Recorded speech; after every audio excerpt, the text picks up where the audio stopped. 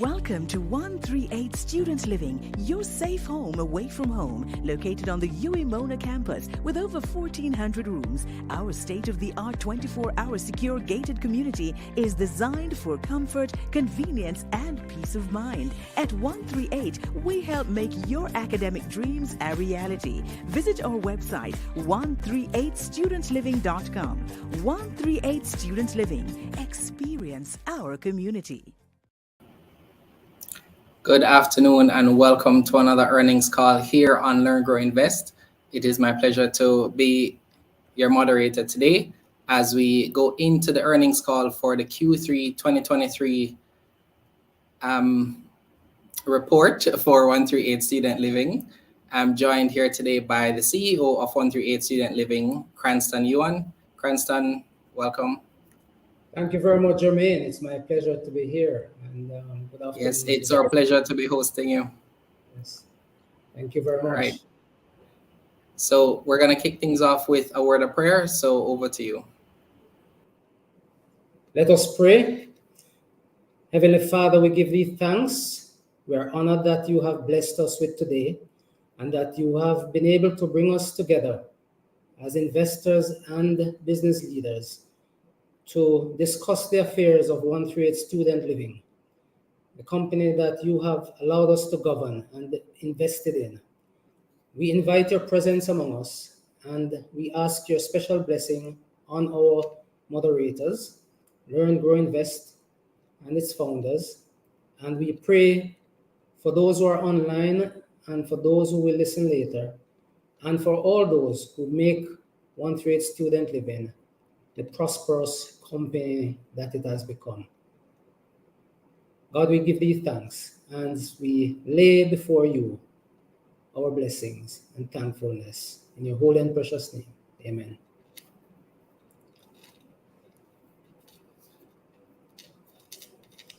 Good afternoon, everyone.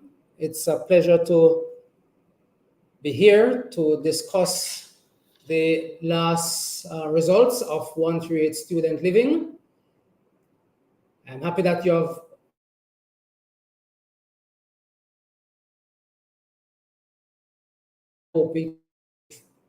discussion.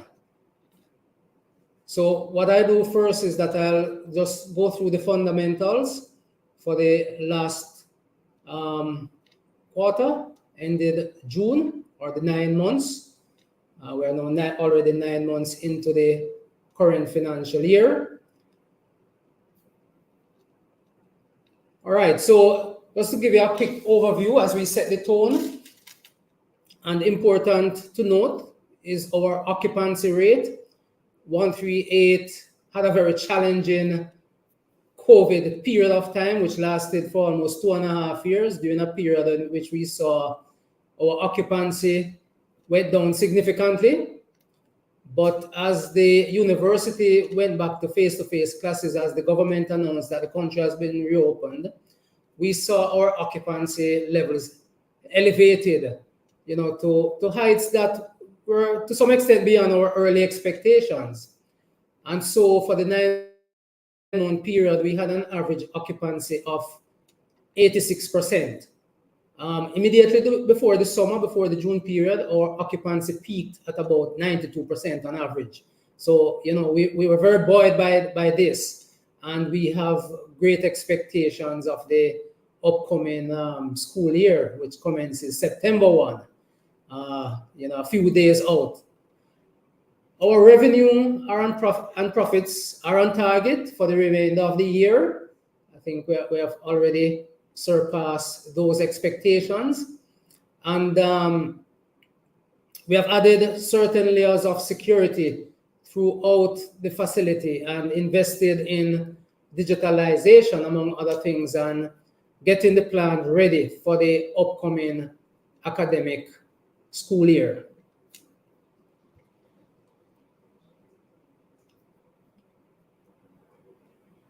Our revenue quarter over quarter increased by 12%. I think that's significant. It's above the 10% projections. And our short-term rentals also increased during the period. That's another business line that we operate in. And this was very deliberate in terms of the increases that we're seeing there from strategic efforts, especially coming out of the COVID-19 pandemic period. During the COVID-19 pandemic period, when we had to pivot a lot, and short-term rental was one of our key strategic initiatives that we, explored more into, because we needed to ensure we had cash flow to operate during that period.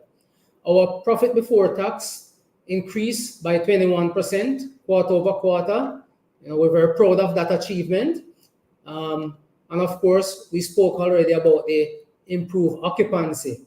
And a lot of this, good results that we are seeing is as a result of efficiency measures that we had put in place even before COVID-19 to ensure that 138 become and continues to operate as a sustained organization. And so we're very proud of those achievements. We are seeing strong profit margins, averaging at around 52%. I think for us to be doing a 52% profit margin says a whole lot. Not many companies achieve a 52% profit margin, and even, listed companies. So I think, 138 has made significant achievements in this regard. We want to just talk further, because on top of the good results, there's always giving back to the community that we serve and the community that we operate in. And I just want to highlight two key initiatives that we have. There are more, but these are very key for us. The National Children's Home in Papine, more like an adopted home for us. We have been doing several projects with them. But on Labor Day, we ventured out again to do major projects with them, part of which includes planting of fruit trees to ensure their own food sustainability. And we refurbished one of their administrative blocks, which was in fact burnt out by fire, I believe, 2 years prior. They had a significant fire there, and so the administrative block had been put out of use. So our team members ventured out and did a lot of work there so that they could move back in and occupy that block. We also have an ongoing project, which is with Recycling Partners of Jamaica, where we are recycling PET bottles at all 3 of our locations. And this is in partnership also with the students, because they generate a lot of bottles. What we are aiming to do with this in the future is to measure the amount of bottles we collect so that we can report on it. We believe that those are significant areas which we contribute in. And of course, we continue to contribute in a number of other areas. Even here at 138, we give scholarships to I believe maybe over 18 or so students in the form of residence advisors annually. So we continue to give back a lot to the community that we serve. There are some key strategic initiatives that we have undertaken, and these initiatives have also now formed a part of our key strategic plan coming out of our board and management retreat. But a lot of emphasis, and I want to highlight a few of the areas, a lot of emphasis we'll be placing on improved corporate governance, continued operational efficiency, of course, customer service improvement also, and of course to grow our top line revenue. So in terms of corporate governance, one of our key strategic aims is to become one of the A-rated companies on the Jamaica Stock Exchange. The Jamaica Stock Exchange does monitor all listed companies and rank them in terms of certain corporate governance initiatives and grade and how they rank for among the investor community. And currently we are at, I think, B-, and we are looking to improve to be among the top graded, one of the top graded companies on the stock exchange, at least within another 2 or so years. We're embarking on key customer service initiatives because we recognize that our customers have to come first. In 2019, we started an initiative which we call our Residents at the Center, and the aim of that was to deliver, improve customer service to our residents. We have made significant strides here, but there's a lot more work that we need to do. But what we want to do is to be able to have highly satisfied customers and to be able to measure this, through surveys, and to get that feedback from our customers, where we can improve at all times. On top of that, we continue with our operational efficiency measures, because, in this type of business, efficiency is very, very important. I just give you an idea. You let the water goes down the toilet and you're losing millions of dollars. So our maintenance and efficiency measures are key to the success of how much goes to the bottom line of the company, and that we can deliver to our shareholders as returns on their investment. So we will continue with this. We have rolled out a couple of initiatives, and we will continue to do so to increase that efficiency ratio in comparative to our revenue that we generate. In addition to that, our growth, we are seeing opportunities for growth. We have unbuilt facility, and we are looking at the opportunities that we have now coming out of COVID-19 to see how we can now grow top line revenue. And of course, we can talk about debt reduction. 138 is a highly leveraged company by debt. A part of our key strategic initiative is to reduce some of those debt going forward, so that we can drive more profitability to the bottom line, to the benefit of our investors and various stakeholders. So that for us is something that we're already pursuing initiatives on, and of course investing more in our people. Our people is what make 138. We have a wonderful set of employees, and we have to continue to nurture them and to invest in them to grow the company and to put 138 out there where we want them to be. And of course, we can't talk too much about technology. Our customer is a very young customer base, and they are at the cutting edge of technology, and they want things at the click of a button. And so 138 has embraced technology advancement. We have invested in technology. Most recently, we have invested in a Manager Plus software, which is a maintenance and asset management and inventory software. And what this does is that all residents can go onto their smartphone, and at the click of a button, by downloading a barcode, they can report to us any maintenance or other issues that they have that they want us to attend to. We have also rolled out a mobile app where they can, using their smartphone, they can go on and transfer their monthly payments, their fees to us.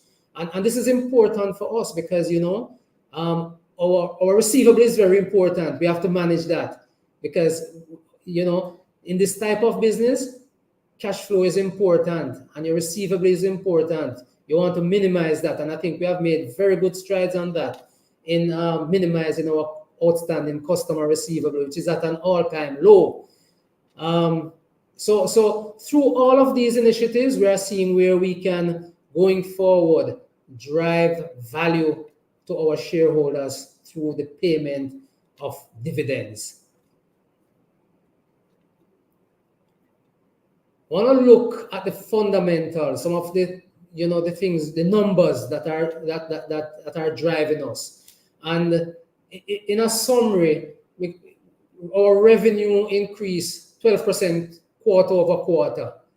Okay, that's for this year, the quarter 3 results. Our expenses also saw some improvement, 17%. But a lot of this is due to the fact that we have returned to normalcy. So there are some fixed expenses that once you're operating, there are those expenses which you must incur. So we consider 17% increase a very nominal increase, and we will see a smoothing out of that, in the next financial year. Our net profit increased 88 million at the end of the quarter, 4% quarter-over-quarter increase. And of course, a lot of our profit that we generate go to pay our debt holders. And this is why it's essential that as a part of our strategy, we have the reduction of debt going forward so that we can reduce the debt, drive more to the net profit bottom line, and compensate our investors. Our profit before tax, 21% quarter-over-quarter. We think that is aligned to, you know, our goals, very much aligned and surpass our goals. And of course, we can see our finance costs where we had what we consider a small increase, 3% quarter-over-quarter.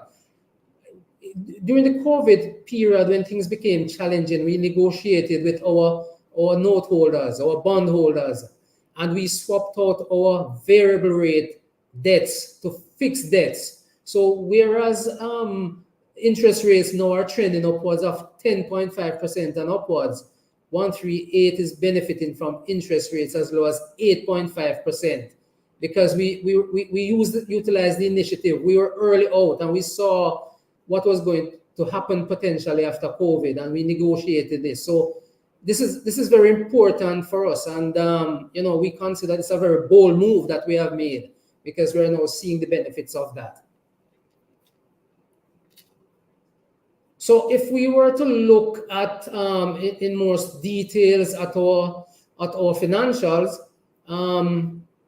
outside of what I've highlighted already, I just want to highlight that at the end of the 9-month period, our total comprehensive income is $270 million compared to last year of $238 million. And this is a 13% increase over the prior year. Our profit per stock unit improved from 58 cents to 65 cents, which is a 12% improvement over the prior year. When we take a look at our balance sheet, we continue to see, you know, a sustained balance sheet. You can see there that a lot of our, when you look at the liabilities, you can see we're carrying about at the end of the 9-month period $3.5 million in long-term notes, and that's a reduction of 15%. That's because a lot of our profitability goes to pay down on these debts, and a lot of the cash flow that we generate and our short-term borrowing. We saw a reduction in those areas primarily because we are utilizing our available cash to pay down those debts.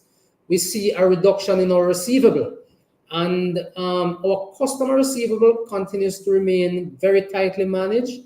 We do have a significant receivable on our books in the form of the University of the West Indies.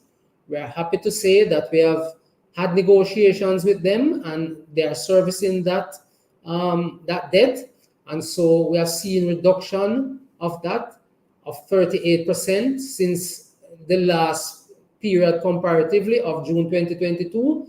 So our balance sheet is not necessarily where we want it to be. But a key strategic initiative going forward is to reduce our debt and to restructure those balance sheets so that, you know, we're stronger going forward. Our cash flow from operations comparatively with last year remain the same. We're carrying a cash balance of $26 million. We anticipate that as we go back into the new school year, we will see this significantly improving, but again, a lot of that will go to service debt, and it is why we also have this as a key strategic initiative for debt reduction going forward. I just want to walk you through, you know, what our outlook looks like as a company. So our group, we paid out dividends to our shareholders, 13%. We have with our board of directors, we have relooked at our dividend policy, and we believe that with initiatives that we are putting in place, we should be able to compensate our shareholders in a better way going forward. We talk again about debt reduction. Those two are tied. And can you just give me 1 minute? Let me get my laptop plugged in so I don't go offline.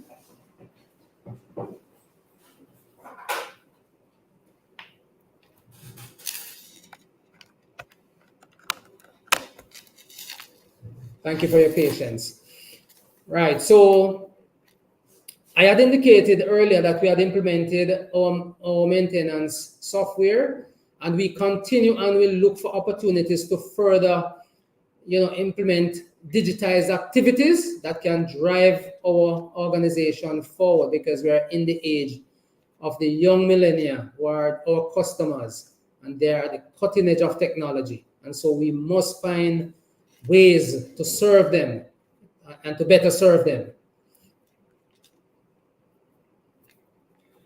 All right, so thanks very much. I have shared with you the important fundamentals of 138 for the quarter, the 9 months rather, ending June. And I will now open the floor so that we can engage and talk to each other with any questions that you may have. All right, great. Thank you so much, Mr. Ewan. Great review and overview of what's been happening with the company. I see we have some questions here, so we'll jump right into it. First question is, what strategies are being taken to improve the occupancy levels? So you mentioned where they were sitting, but what's the plan to, I guess, get as close as you can to that 100%? Well, Jermaine, I would like to say that right now as we speak, and while I can't give the specific number, what I can tell you, the applications for the upcoming university academic year has been overwhelming. Okay, it is far exceeding the persons that we can occupy. So we're expecting to see very high occupancy levels. Great news. All right, next question is, what are the different types of services that are provided? So I think the short-term rentals is one that we see from the report. What are the different aspects of revenue generation that you have? Right, so we do have some smaller affiliated revenue generation areas. One of them is laundry services. We do operate 2 laundry, and they are paid laundromat services that we get revenue from. We also have persons in the short term. Also, some of them will purchase meals, and we do outsource that, and we take some of the revenue from that. We also have a shuttle service. The shuttle service is more a loss leader. It's more enough, it's more of a complement than a lead revenue generator. So if people are coming in there at the airport, we will pick them up, take them to 138 if they want to go shopping, if they want to go on a tour. But what that does, it assures them that you are being transported by a 138 personnel in a 138 transportation, and so that added layer of security that goes with it. But in terms of our revenue and growth, I want to point to the fact that because of the overwhelming demands that we have been adding, we are already looking at opportunities to provide more accommodation. Okay, I'd like to double click on that. What does that mean, additional accommodation? Well, as you know it, 138 facilities here at the University of the West Indies, we operate 2 concession agreements. And there are still unbuilt rooms that we have to build. So we are looking, based on the overwhelming demand that we are right now, we are looking at the opportunities, and we think the opportunity is right for us to begin to build some more rooms. Okay. Based on the demands. Any idea as to the amount of rooms, any timelines that we could have, or it's too early to say? It's too early to say, but I think the timeline is what we could consider in the very, very short period of time. Yes, and it could be, while we're still exploring, it could be maybe an additional tower to start out with. But there are many other opportunities. There are several other opportunities. Don't want to use the word many. There are several other opportunities that we are exploring. Well, we don't want to necessarily disclose all of them yet, but I would say that there are other universities that we have not yet even touched right here in Jamaica. and there are opportunities in the Caribbean region that we are looking at. So there are some opportunities for growth that we are exploring right now. So we're in exciting times. I'm almost sure that partnership with other universities is one of the questions that we have. So there you go. So Elaine is asking, is the company looking at any other universities for partnership? Can you speak to that specifically? Yes, of course we are. We're looking at other opportunities with other universities. I don't want to name any universities right now, but for those out in the investor community, you already know that we are an accommodator for the University of Technology students, and they patronize us, and so we have to look at ways now that we can partnership with them. Okay, so that's one already that persons would know about, but the others, you know, I don't want to speak broadly on it because there are still discussions taking place. Okay, I believe there's a follow-up from Elaine as well. Is 138 looking outside of Jamaica for growth? Yes, we are. We have seen opportunity outside of Jamaica. In fact, before COVID-19, there are opportunities that we were looking at, which we had to put on the back burner, so to speak. And of course, now that, you know, the world has now reopened, those opportunities are still available for exploring. So the answer is yes. Okay, great. Next question that we have is, what are the different types of services? I think that might have been covered in the different revenue streams that you mentioned. Correct. So I think we can pass on that one. This is related to the first thing that we spoke about in terms of occupancy level. You did mention that you have more applications and you have rooms currently. So I think it's safe to say for the upcoming period, you might be hitting that 100% mark. Well, before COVID-19, Jeremy, before COVID-19 came, we would have hit the 99% mark. Okay. Yes, we would have hit the 99% mark before COVID-19. Okay, great. So you know, without saying much more, we can understand that, you know, God blessing us, we may very well just be there. We don't know yet. We're counting the numbers. All right, looking forward to the next report for those details. Yes.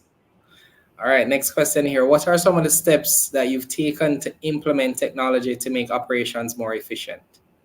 Right. So I would have spoken briefly, Jermaine, about the Manager Plus software. And Manager Plus software, what it is a software where we put barcodes on the inside room doors of the residents and in common areas and other areas. And our residents can just use their smartphone, download the barcode, and then they can go in and report immediately what challenges they have in their room in terms of maintenance. Okay, so it's a toilet that is leaking, it's a faucet, it is a broken desk, a broken chair, just about anything that they can report. And that will hit our backend software where our operations team have access to it. See it in real time, create a work order, and assign that to one of the maintenance persons or housekeepers or whoever it is, whether even technology, and they will immediately attend to that. And we have time frames that we have established for those matters to be dealt with within a specific time frame. Okay, great. All right, next question here. What are the specific plans for expansion and growth, specifically for increasing shareholder value?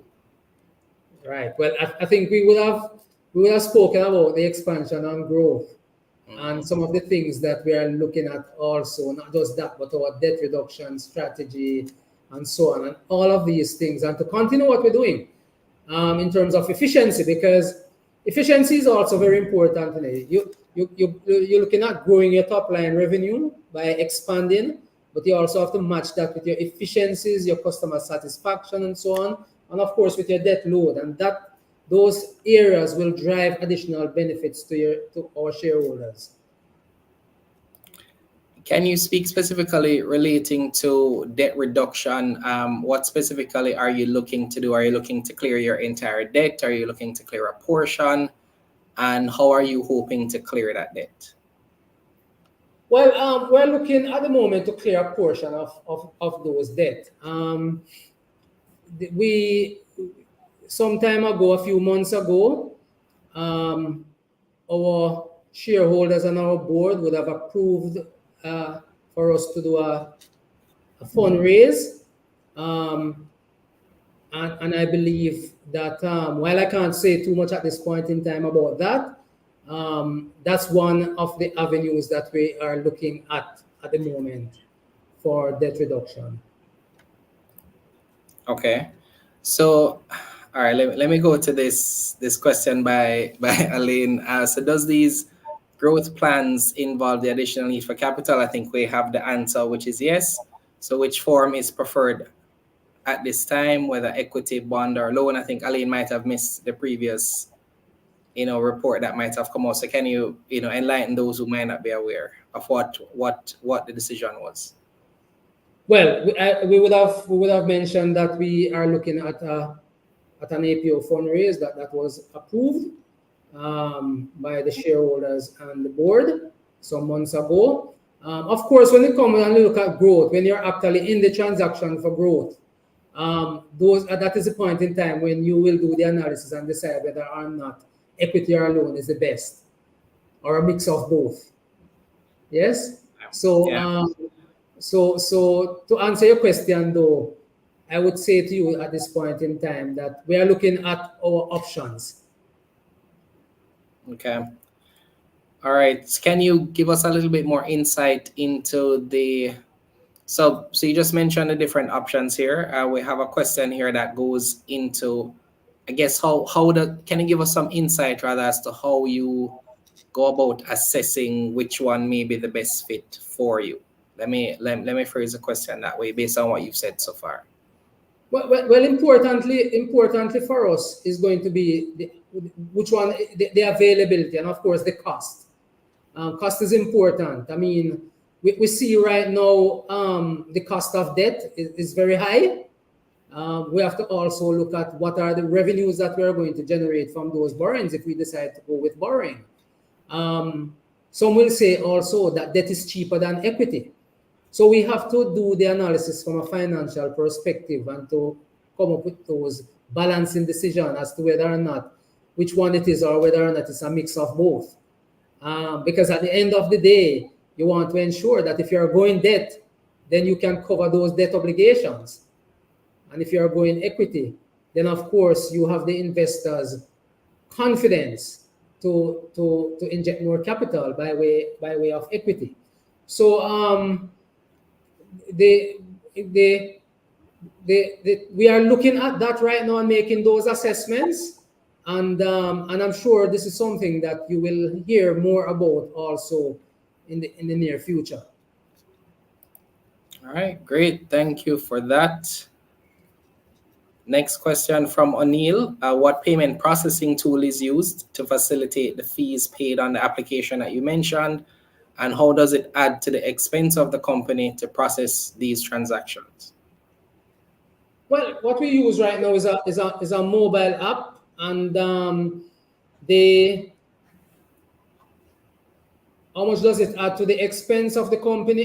It doesn't add a lot to the expense of the company. It's like we do use credit card right now as a processing method. A lot of our residents use a credit card, or they transfer money directly from one bank account to our bank account. Those are the two preferred measures. We have rolled out a mobile wallet, and the fees are relatively just the same as if you're doing a credit card transaction or so. So it's not really additional cost that we are adding. Okay. So to probably expand on that a little bit more, what are all the options that students have to pay? Well, okay, so students have the option of credit card. They have the option of wire transfer, and that is used by mostly the international students. They have the option of direct bank transfer from their bank to us. And of course, the mobile app. And we also we also do some amount of limited cash collection, but limited. We like to limit that aspect of it. Yes. Okay. All right. Great. All right, next question here is an interesting one for you. Do you think 138 is currently undervalued? Well, I believe, Jermaine, the fundamentals does speak to that. Currently, at the last trade I looked at, 138 was trading at somewhere about 435. The average trade that we have been trading this year is about 454.65. Our fundamentals would probably show that our book value is somewhere about $10 or a little above $10. So, yes, the fundamentals does answer that question. All right, great. I mean, I like to ask that question, I think, to CEOs to hear their perspective. It would, I think, be an interesting opportunity for persons to, consider that as they make their investment decisions, right? So, Yes. definitely appreciate that. So that's a question that, so putting everything into perspective that you've said so far, right? So based on where the company is right now, performing well, looking at opportunities to reduce its debt, its occupancy levels are pretty much about to be maxed out. Are you looking at plans for growth? What does the future look like? And I see a future, give us context in terms of the next 12 months for 138. Well, the next 12 months, Jermaine, definitely. I can believe that we will be seeing maybe one or so, two more buildings. Yes, it's a part of the growth that I believe we have to do. And I believe we will see a much stronger balance sheet, a much stronger fundamentals. I believe we will see, growth in our profitability as we drive efficiency and other measures that will flow through to our bottom line. And I also see and believe that we will have higher levels of customer service. I believe this is important. I don't want to underestimate that. We're also looking at, as I would have spoken earlier, our corporate governance structure and making sure that we are very strong, because for investors that is very critical. And that does not mean that we have any weaknesses, so to speak, but there are rooms for strengthening in that and to improve on the Jamaica Stock Exchange Index, and to, of course, raise investor confidence about us. We are a strong company. We are well managed. We have a very strong board of directors, made up of, very strong business people and knowledgeable business people across Jamaica. And so we are very, very confident in the team that we have assembled here at 138. You're going to get a lot of the company based on the team that you have assembled. But I believe we have the right team to take the company forward. And at the end of the day, we're highly focused on increasing shareholder value and giving shareholder a good return on their investment in the medium and the long term. Great to hear. I just connected a dot in what you've been saying so far. So if you're looking to reduce debt as a dividend investor, does that mean there's an opportunity to increase the dividend that you're currently paying? Well, I want to draw your attention, Jermaine, and investors, to our dividend policy, which is public. It's really to return up to 90% of dividends to our shareholders. I want to say that our leadership believes in it. Of course, we have to consider also the reinvestments that we have to make in the company to grow the company. But our aim is to grow our dividends and our returns to our shareholders. We see that as very important. I'm sure all the dividend investors would agree that is important. We actually sent out a newsletter this week to our community in advising them that this may be very well the landscape to look for dividend opportunities, as we're not seeing the same movements in terms of cap gains on the market as we used to see. Right. So now it would be a good time to look for the dividend opportunities and look for the companies who are paying out dividends and maximizing those opportunities. So it definitely sounds like there is a need to look at 138 and what's happening in terms of an opportunity for dividends. Right. Well, the question was asked earlier about our book value. One of the things I want to point out, is that it's important that we look and understand the fundamentals. We understand right now that the market is down. Capital gains is not it, but hey, is it a good time or a bad time to invest? I would just ask that question. Well, I mean, to me, nor when the opportunities are there, because you'll have great companies at a discount right now. You'll have companies that are performing really well, that are not at anywhere close to their fair value. 138 being one of those companies who, as you mentioned earlier, is not trading to what its fair value is. So I'd say it's a great time once you have the cash, right? Because that's now the challenge that investors face, having the cash to take advantage of all of these opportunities that are there. Correct. All right. So a question here from Elaine. Is there any plan to create a scholarship in the name of 138 as a part of your social responsibility? Elaine, that's a very good question. We have in fact thought about it, and while I don't want to make a definite answer to you, it is a very, very good question. 138 believes in giving back and in supporting education. Is a business that we are in, and I will say to you right now, be on the lookout. All right, great. Love to hear that. All right, Mr. Ewan. So we have ventilated all of our questions. You've given us a nice overview of what's been happening with the company. Solid business, solid foundation for which to build on, literally, and actually being able to build out more in terms of capacity. So I'll leave you now to say your final thoughts to your shareholders and potential shareholders as we close things out. Thank you very much, Jermaine. First of all, I want to thank you for joining, taking time out to join in this conversation. We're really appreciative of our investors and all who have invested in 138, all the various partners. We have a very strong partnership in the University of the West Indies, who have allowed, they are the very being of our existence.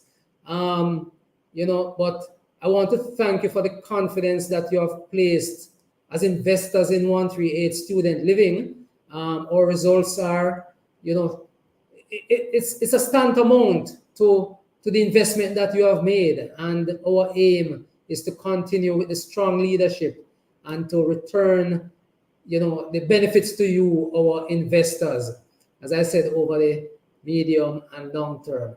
This is a relationship, and we truly appreciate the relationship with you. Welcome to 138 Student Living, your safe home away from home, located on the UWI Mona campus with over 1,400 rooms. Our state-of-the-art 24-hour secure gated community is designed for comfort, convenience, and peace of mind. At 138, we help make your academic dreams a reality. Visit our website, 138studentliving.com. 138 Student Living. Experience our community.